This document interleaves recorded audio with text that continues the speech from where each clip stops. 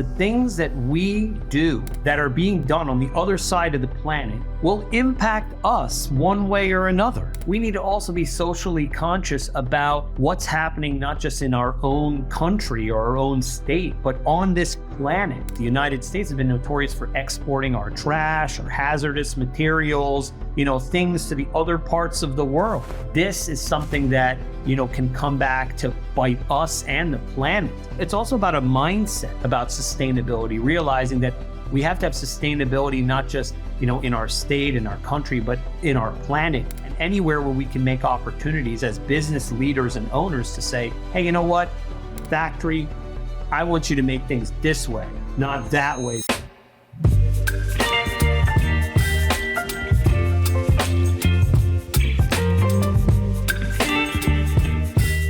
Welcome back to Mike Up. I'm your host, Mike DiCioccio, and today's guest is a global entrepreneur spearheading numerous ventures that have significantly impacted the supply chain industry, all committed to innovation and excellence. He is the host of the Supply and Demand Show. He's the president of My Global Crosswalk and the Atlas Network. He's also the author of Supply Chain Ups and Downs. Welcome to the show, Kerim Kfuri. Thank you so much, Mike. What a nice intro. Love it. There you go, man. Great. You want me to just follow you around? I'll be your hype man everywhere you go. No need for that. But I do appreciate being on the show. It's a great show, and thanks for the opportunity. Yeah, thank you, man. Tuning in. You're in Garden City right now, right? Correct. I'm in Garden City, New York, when I'm not in the middle of Manhattan or on the other side of the planet in China. I basically travel a lot for this business, as I'm sure you can imagine. But when I can do the work from home thing, and I take advantage of it whenever I can. Well, Kerim, I appreciate you being here. I know you got a lot going on. There's some new partnerships we're going to talk about that are really exciting for you. And anyone who's tuning in and interested in more about Kerim, go to his website.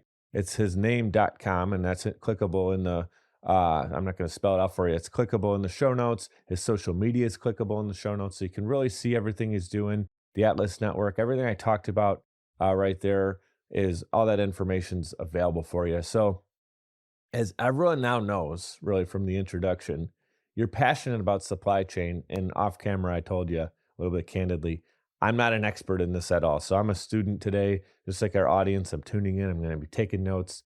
I'd love to hear what really inspired you to get into that industry, supply chain? Well, let's first start by the fact that you are not alone. And that's part of the reason why I do what I do and why I talk a lot about this industry and why I'm on this show. Supply chain is absolutely the bedrock of our economy in so many different ways. I mean, to give you just a really quick idea, Amazon, the second largest company in the United States behind Walmart, producing hundreds of billions of dollars a year, 70% of the products that are sold on Amazon come from China, right? So to give you an idea, it's billions and billions of dollars of which are occurring in the United States economy that are being transacted through relationships that are happening through other parts of the world. And how do we get these products from point A to point B to point C? How do we sell and buy these things? Why is it important when prices go up or goods aren't available on shelves that impact consumers and students and business people and create employment or unemployment scenarios? This is all related to supply chain. And you asked about why I'm in this or what made me passionate about it. I mean, my company, the Atlas Network, we've been working as a global supply chain solutions company for the past 2 decades.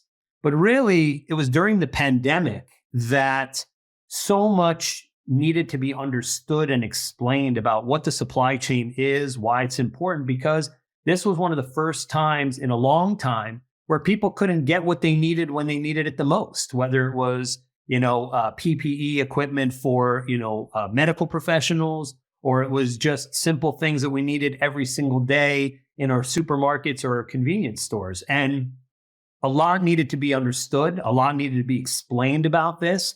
So it was about 2 years ago or so that I sort of went on this little mission. As we talked about before, it's about the currency between people and audiences and networking. to really just be able to provide as much information as I could around this industry and to be a relatable voice to let people understand why this is important and why it should matter to them. And that's really what I try to do more than anything else with my thought leadership and my book and all the other things we sort of talked about outside of me doing the work that I do.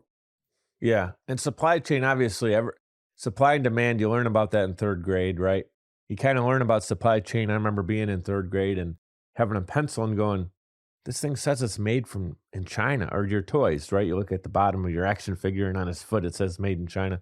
And that's really when the light bulb went off, like, wow, global impact, right? And, but supply chain is so much more than just where it's coming from. It's all the different processes that go into it. And so I'm excited to pick your brain on that. But take us even further back. So there had to be a moment, obviously you were in business and you're doing different things in business, but did it start in supply chain, or was that something that you kind of No, grew just like, into? I mean, what was just like, your first business venture, and how did you get to where you're at today? okay, A little bit of your backstory. sure. So basically, like any entrepreneur, it's rarely a straight line. Rarely a Yeah. straight line. First business, 6 years old, selling blueberries in my neighborhood. It's that first business. Graduated from there to then selling T-shirts in the mall. Did other kinds of work along the way. First job out of college was starting a .com in the late 90s, early 2000s, and then went through a whole host of other kind of corporate experiences. And the corporate experiences ranged from consulting at large-scale consulting firms, international business opportunities, and working in the financial markets, where I worked for the Securities and Exchange Commission in the Office of International Affairs, and then at NASD FINRA, which regulates the markets in their corporate governance departments. And going back, when we talk about how I developed this interest in supply chain, or how I ended up in this industry more than 2 decades ago, was this culmination of these different ideas, right? There was entrepreneurship that started at a young age. I grew up speaking 3 languages and traveling in the world just because that's where my family was and how I traveled. I had, as I mentioned, some consulting backgrounds, some financial backgrounds, studied this, got a master's degree in finance and international business and business law. And so I was building towards something, but I didn't know what that something was until I essentially went to Asia for a trip and saw the amazing opportunity that global manufacturing provides to the world. I was there and I saw just amazing ideas becoming reality, kind of seeing how the sausage is made and widgets coming off of production lines at record time and speed, and millions of people working towards manufacturing and productions. But to what level of risk and detriment to the global economy? And what I mean by that is this is where my corporate governance brain started to kick in, and my risk mitigation education and studies and the work that I was doing in the regulatory markets. I said, wow, this industry is so integral to global economics, but it's riddled with fraud.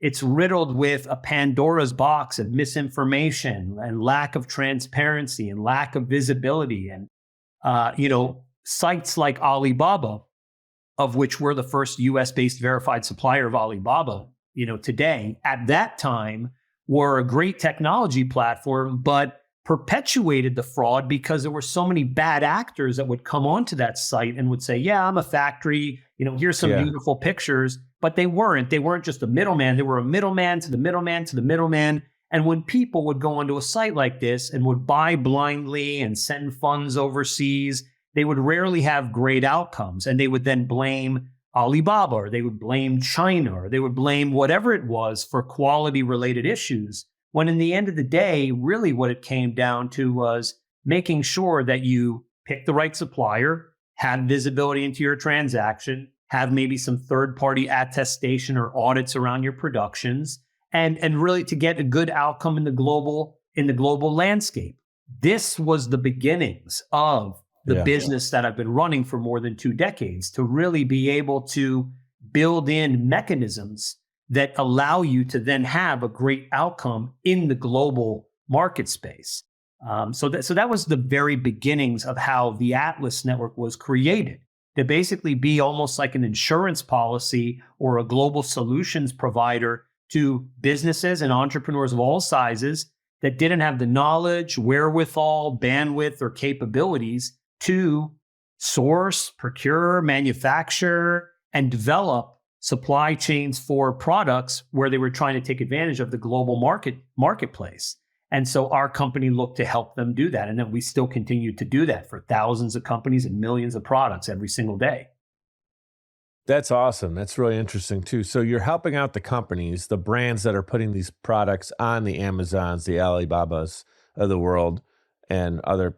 Are there other sites too that you're doing business on, like Google or? Yeah, it's not just about Marketplace? sites. It's not just about sites. It's really, I mean, that's an example, but it's not just about sites. It's really any company that's looking to manufacture or produce or source globally that I doesn't gotcha. know where and how to go.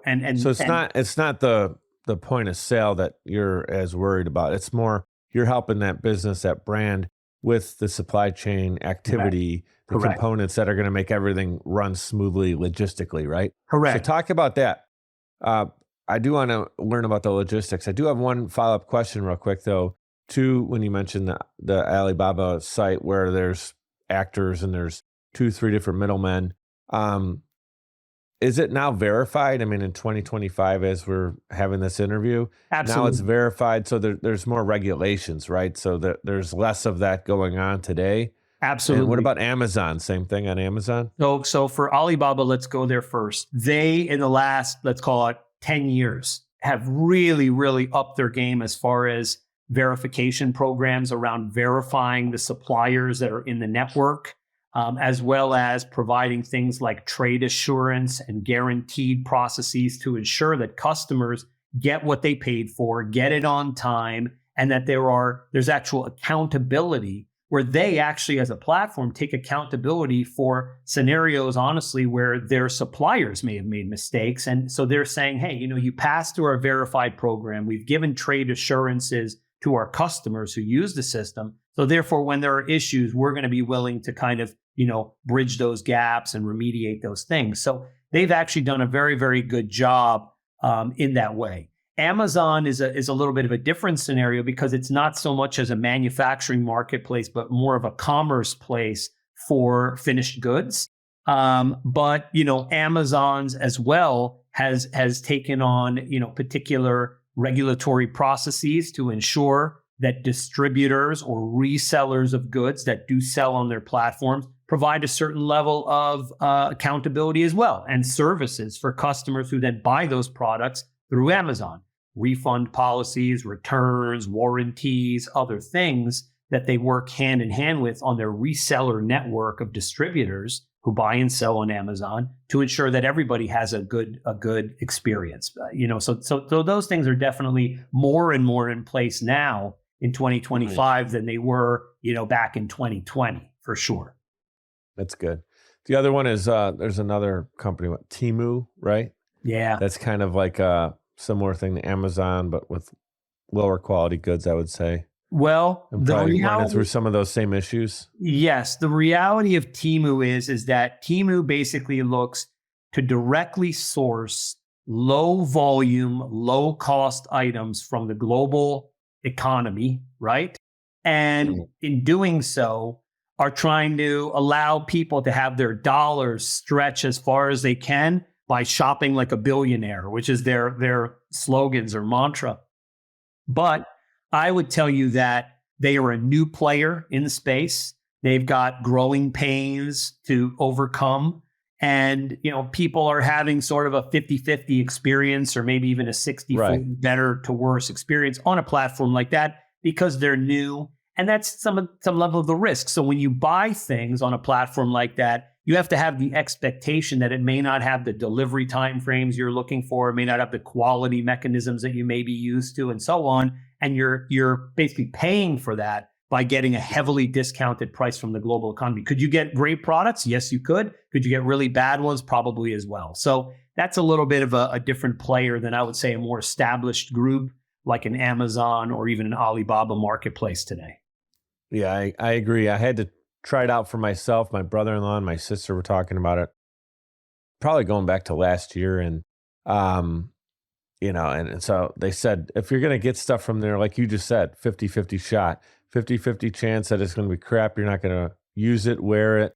You're going to probably either throw it out or try to do the return policy, or there's a chance you might be like, yeah, that's usable or whatever it might be. And that was accurate. I got a few things. It was 50-50. And then I just was like, you know what? What am I saving? A couple bucks. I'll just get the actual product I want on Amazon or wherever. So, yeah, you get what you pay for. And that is definitely true in that platform. So going back to my second question then, some of the main components that makes everything run smoothly logistically. And now, is it different for a small business compared to a larger business, or is there the core elements really the same?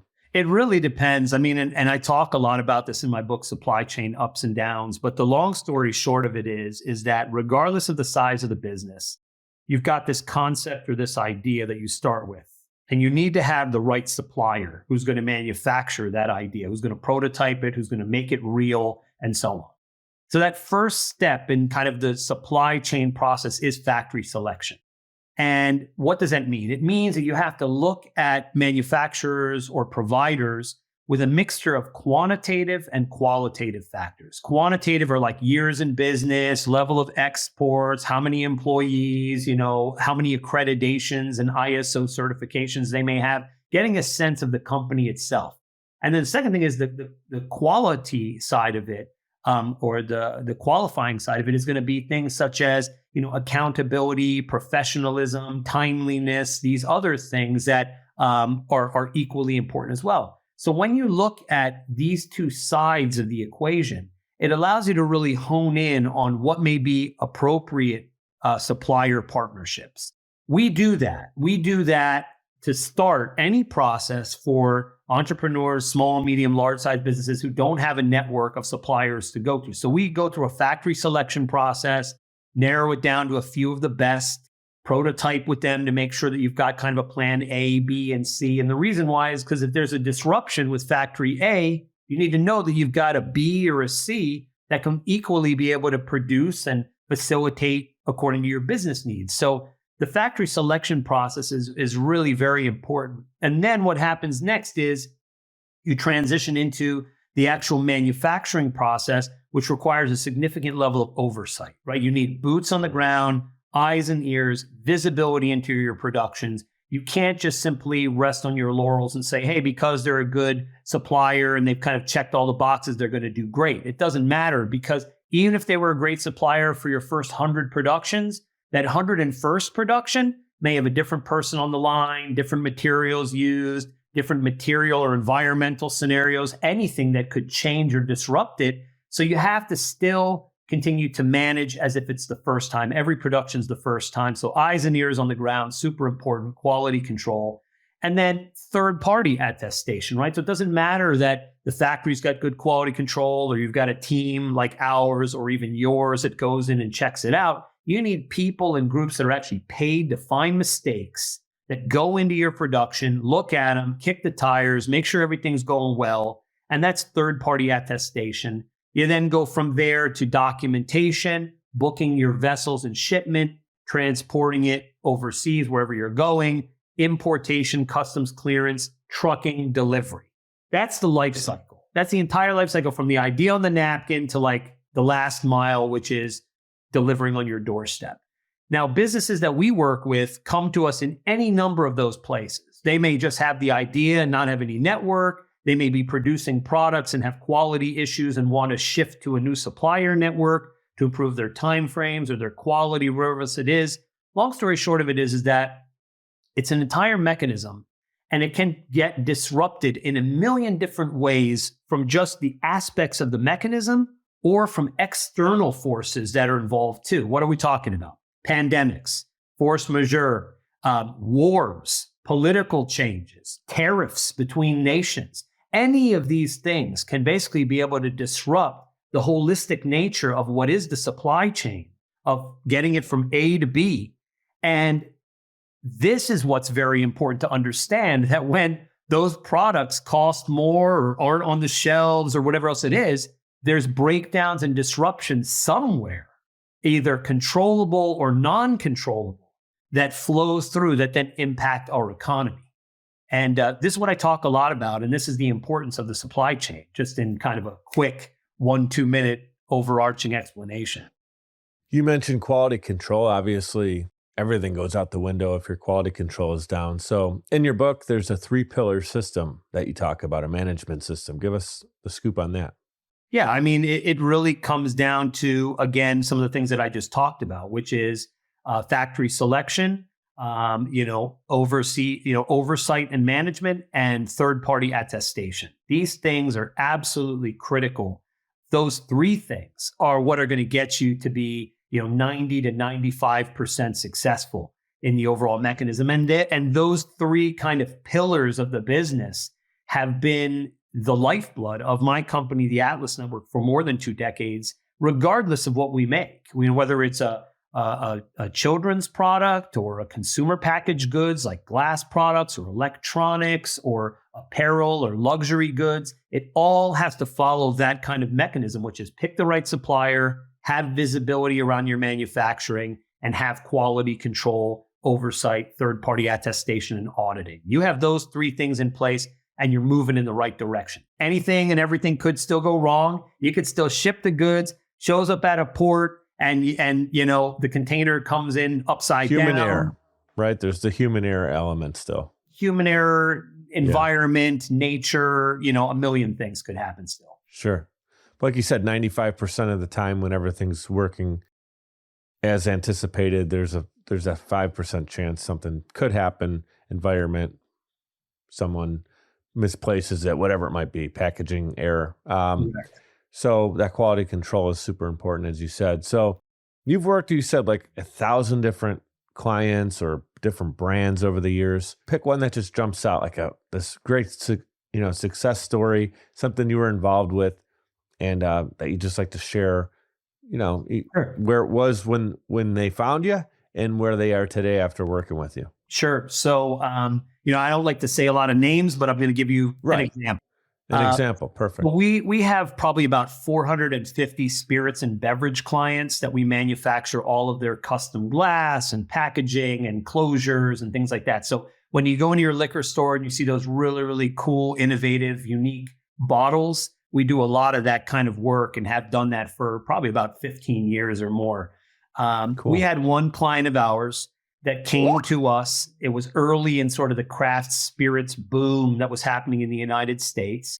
And they were just having major challenges with their packaging. They were getting their goods from Mexico. They were being pushed around because they weren't big. They were only buying, let's say, a container worth of glass at a time. And, they would deliver goods to them, within 6 months or 8 months, things that would not allow them to take advantage of the market. The costs were too high. The quality was terrible. The communication wasn't good. The payment terms were bad. There were so many areas that just didn't allow this company to thrive and grow in a very kind of evolving area of industry. So they came to us. We were able to recreate their packaging. We were able to cut their manufacturing timeframes down from 7 and 8 months to down to 1 to 2 months. We were able to get them at a place where they were able to have enough product to take advantage of the momentum and the scale in the market. And they went from, having to rub pennies together and charging things on credit cards to being a multi-million-dollar business that then got acquired by a large-scale multinational. And that was over a period of probably 3 to 4 years. And it happened because we were able to provide them with that strategic value that generated for them eyeballs, attention, took advantage of kind of trends in the market, and allowed them to really thrive and grow because they weren't bottlenecked by the bad supply chain they had. We provided them a good, efficient one, and it ended up working out great for them. So that's just a nice success story. No pun intended there with the bottleneck. Right. All right. I was looking at your site, Atlas Network website, and I did see some luxury products on there that were pretty cool. Mm-hmm. The hickory putter was nice. That thing was nice, man. So Do you sell these as like single items? Are you helping people create stuff like this, or is it like high quantity?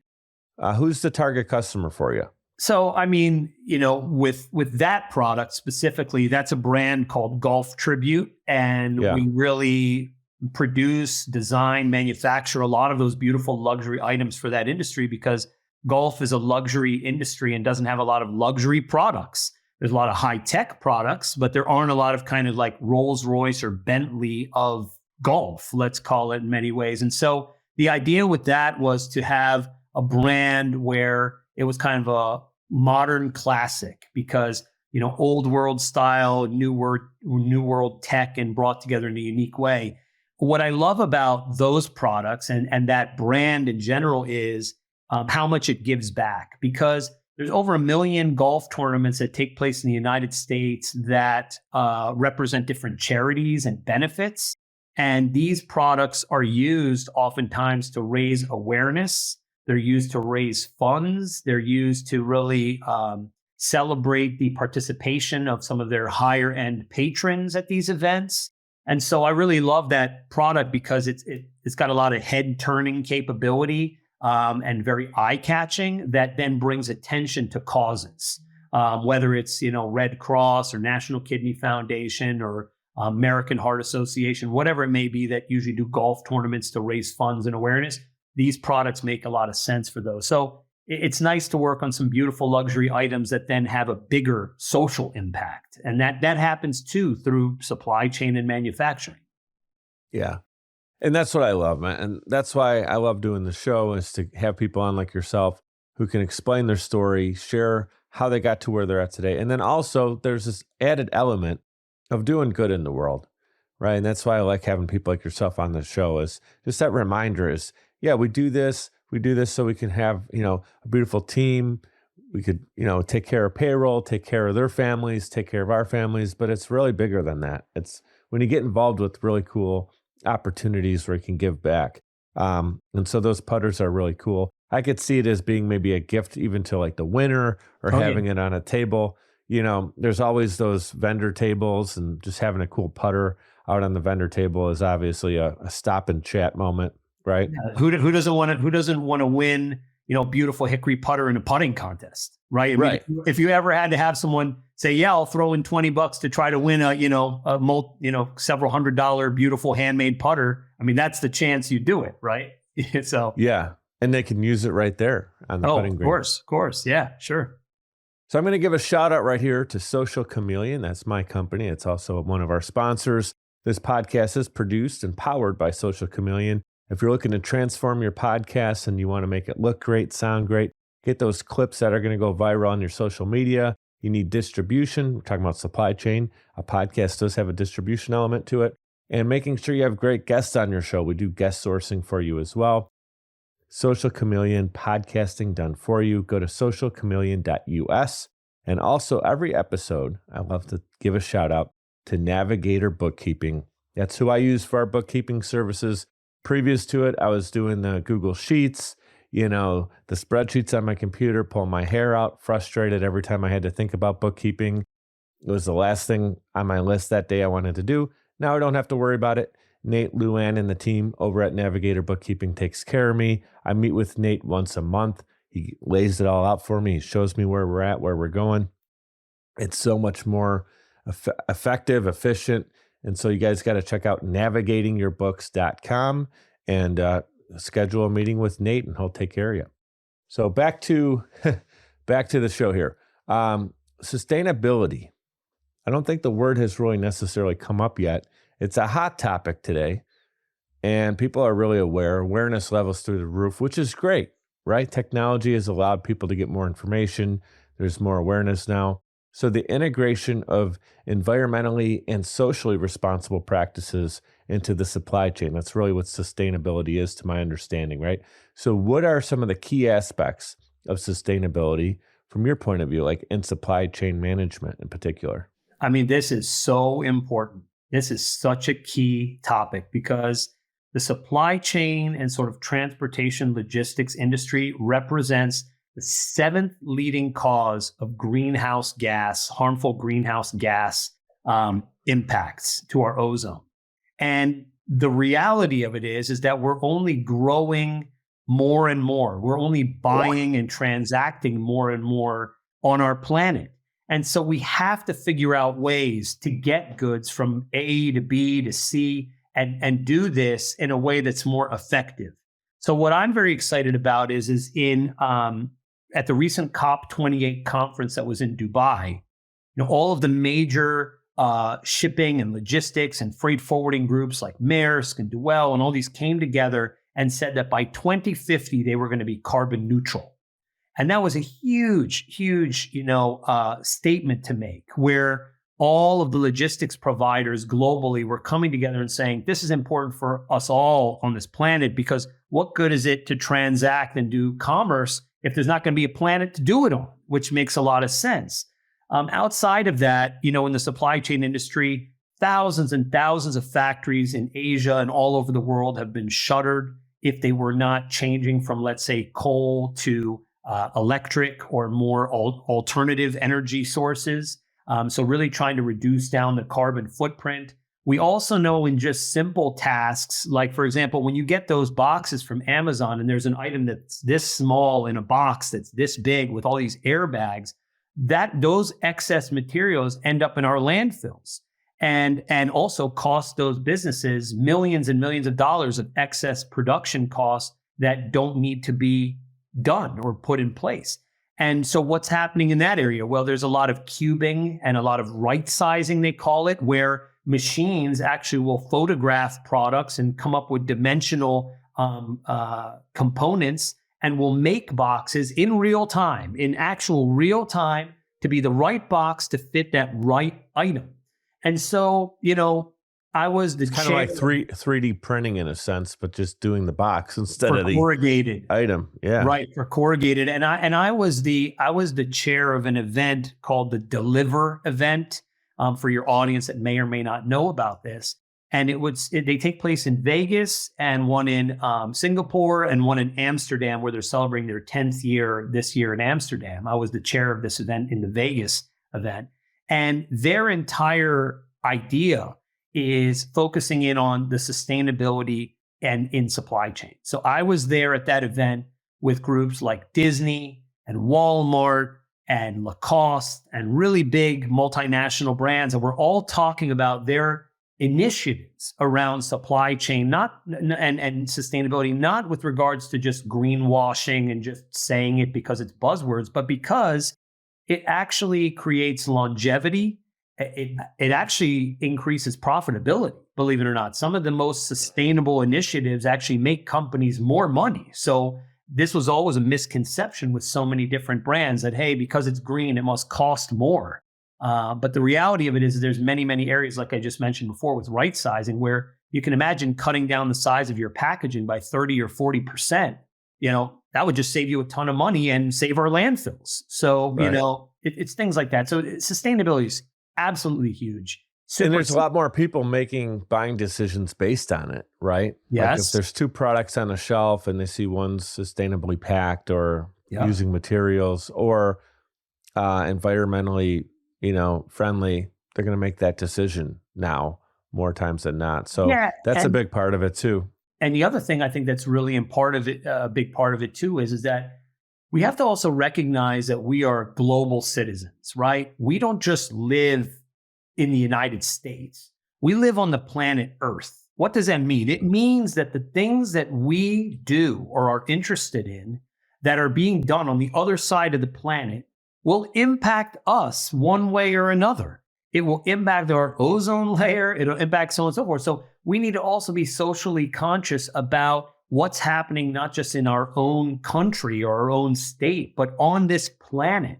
And, we have been notorious. The United States has been notorious for exporting our trash or hazardous materials, things to the other parts of the world. And this is something that, can come back to bite us and the planet, in a bad way too. So it's also about a mindset about sustainability, realizing that we have to have sustainability, not just, in our state, in our country, but in our planet and anywhere where we can make opportunities as business leaders and owners to say, hey, you know what?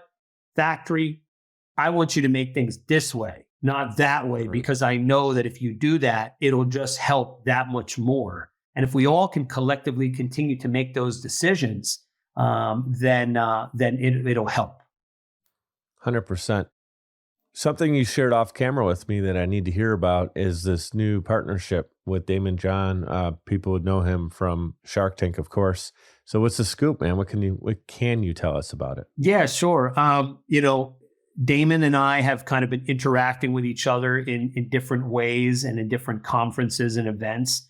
And, I've been doing more and more of the thought leadership, a lot of podcasts, a lot of media appearances and things of that nature. And through our conversations, he has developed a program which is called CEO Access, where he essentially takes like one CEO every so often, let's say once a year or once every 2 years, to kind of take them under their wing and bring them to the light and be able to showcase either business opportunities or an importance of an industry and things of that nature. Well, Damon comes from the manufacturing space, being, head of FUBU for so long and everything else.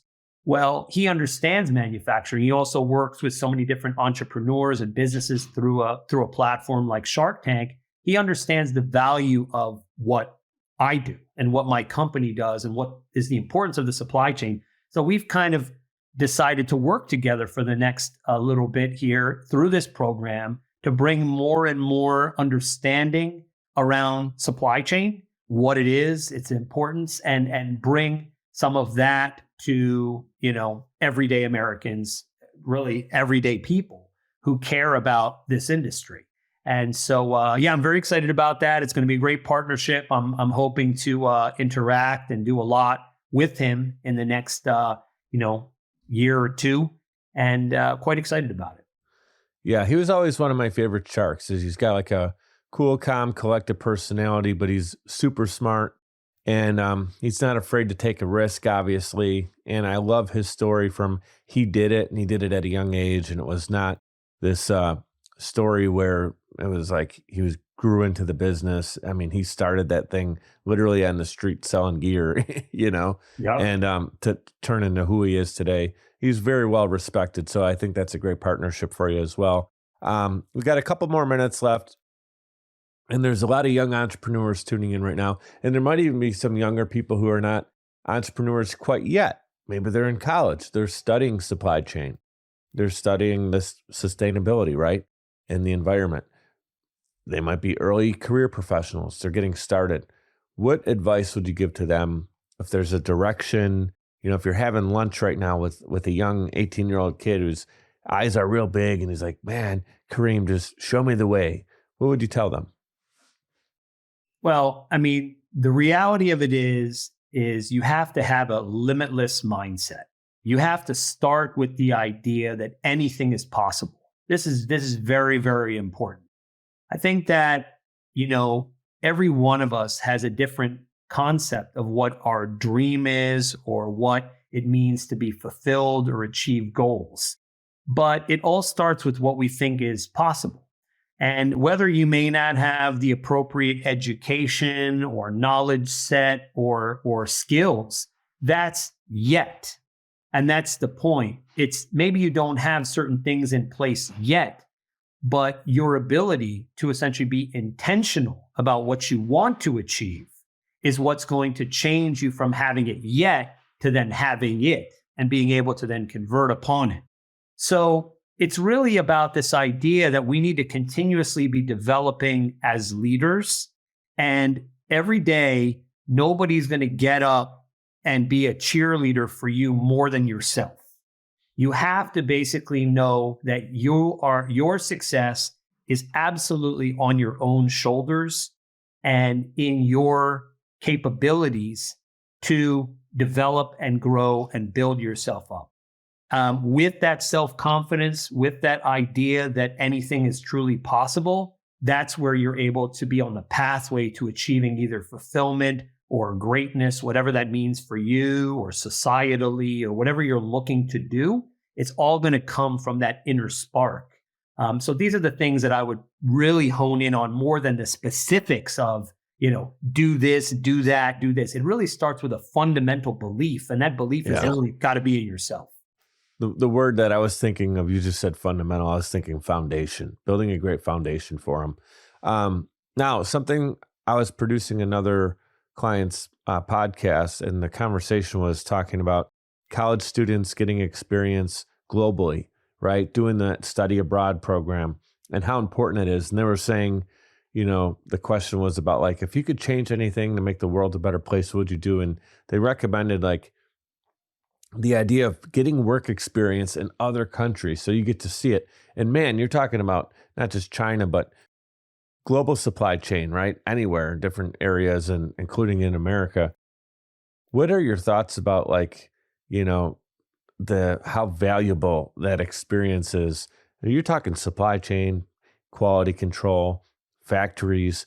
You got to really see it, not just to believe it, but to understand it. Do you agree with that? And give me, your feedback on that. Yeah, no, I absolutely agree with that. And there's nothing like, experiences, in person, live, seeing things happening. The cultural exchange between people and nations is something that really can't be replaced in so many ways. And if you have the capabilities or ability to do so, absolutely get on that plane, go overseas, meet people, be with the locals, understand how relationships are made between nations, because it allows you to be more of a global citizen to understand it. If you can't, there's a great alternative, and it's right here. And what I mean by that is, and there's no substitute for that face-to-face, in-person experience, but so many programs on languages you can learn, on ways that you can experience international programs virtually, on ways that you can have, chat rooms or discussions or forums with other countries and nations, organizations you can be a part of. There is just no shortage of our capabilities now that the world has become so much smaller due to technology, that if you're seeking that international experience and that knowledge set, there's a billion different ways you can go about doing that can be done in person or not in person. Yeah, that's great wisdom. And a reminder to everybody tuning in, I don't care what age you are and what your technology, like some people are afraid of it, the older crowd still kind of fighting AI and stuff. But we live in a time and place in this world that does have a lot of problems, and there's a lot of things going wrong, and the planet does need our help more than ever. It's talking about sustainability. But we live in this time where questions can be answered in seconds at a touch of a button. And just like 100 years ago, you'd have to go to a library. I mean, not talking 100 years ago for the library, but like that was a privilege 100 years ago for people to have a book that might have the answer, that might have the information. And you'd have to go and read this 300-page book for the 2 pages of information. Now we can Google it. Now it could be there in touch of a button. So I think a lot of times you don't realize how good you have it until you don't have it. And so instead of taking it away from everybody, it's just a reminder right now that you can go and you can get that information. Maybe you could do a virtual tour of a facility or of a plant. Absolutely. Building a product, or there's a lot of really good information, YouTube as well. So good insight, but yeah, that being in the environment, being in the space, being overseas, learning from people, having that little bit of barrier that you work through, there's nothing that can really replicate that. I agree. Only a couple minutes left. Anything we didn't talk about you really want to get out to the world? No, I mean, I did have a book come out recently, which is called Supply Chain Ups and Downs. It's at supplychainupsanddowns.com or on Amazon. The reason why I bring that up is because, just like we started this show where you said, you've done 200 plus shows and you've never really kind of talked about, supply chain and there are so many people that just have no idea how or what this industry really means, why it impacts, the cost of their products, why there aren't goods on the shelves when they need them, how to actually do manufacturing, why it's important globally, sustainability, AI, nearshoring, all these things that we're hearing about in the industry. I wrote this 147-page, real short, real concise book to give people, students, consumers, business people, even supply chain people, a nice holistic approach, a nice holistic vision of what supply chain is, the ups and downs of what happens when you least expect it, and why it's just generally important. So, if any of your listeners are interested to learn more in that, reading that book is a good place. And then I have a bunch of social media things that I do: the YouTube, the Instagram, Facebook, TikTok, all that stuff, where I do a lot of small clips about relevant, important topics that are happening every single day, and why the supply chain is a key part of that, and why people should know about it, why you should know about this. And so that's really kind of how I would wrap this. My hope is to be as relatable with my knowledge that I can be, and that hopefully that will help people. You're not only relatable, you're a huge resource, like you said. And so I checked out your Instagram, your YouTube, and what we're going to do is have everything linked in the show notes. As again, I mentioned at the top of the show, but just a reminder, your book is linked there. Your businesses are linked there, and all your social media, so people can get those little. I really like some of your posts on Instagram. I was going to talk about a few of them, but we really don't have time for it. I'd love to have you on the show again. There's so much more we could talk about. There's a whole nother business you're involved with we didn't even get into today. So just want to remind everybody to check out the resources that we put in the show notes. They're not just there. Sometimes, they get a little bit buried. I want to make sure people are using that. And also to be part of our community on YouTube. Comment, not only but comment, subscribe, so you get more of the latest and greatest from us at Mic'd Up. And then also, check out Kerim's, he's got so many different videos, like you mentioned, on his YouTube channel as well. And he has a great podcast out that I mentioned at the top of the show that we also can get people checking out as well. So comment, subscribe. You guys know how to do it. Share this with your network. Share it with your friends. Appreciate you being with us today, Kerim, to help out. I also want to give a quick shout out to Riverside. This was recorded virtually on Riverside, and also Lipson.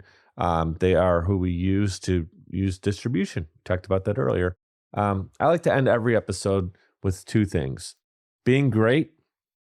You talked about it earlier, greatness. There's a lot of fundamental things you need to do to be great. So remember, guys, be great. And also when you do it, be grateful.